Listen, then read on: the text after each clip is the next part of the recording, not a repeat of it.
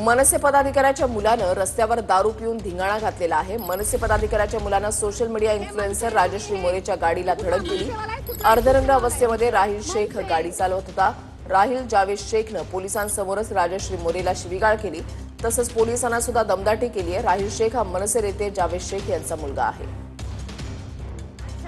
त्या मुलाचं नाव राहिल शेख आहे। तो मुलगा त्या मुलाने ड्रिंक केलं होतं। त्याला गाडी चालवायलाही नीट येत नव्हती। तो मला धमक्या देत होता, तो मला शिवीगाळ करत होता।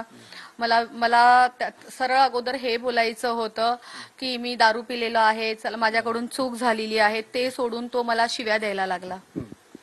त्याच्यानंतर तो बोलतो की तुला माहिती आहे का माझा बाप कोण आहे? मी मनसेचा मुलगा आहे, मी मनसेकडून आहे, माझा बाप मनसेमध्ये उपाध्यक्ष आहे।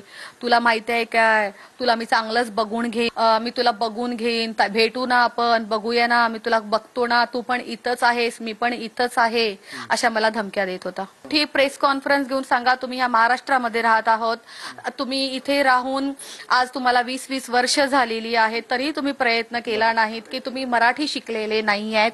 चला ठीक आहे, आता आजच्या नंतर आपण काय करूया की ज्या शाळांमध्ये लहान मुलांना शिकवलं जातं तिकडे मराठी आपण कंपल्सरी करूया।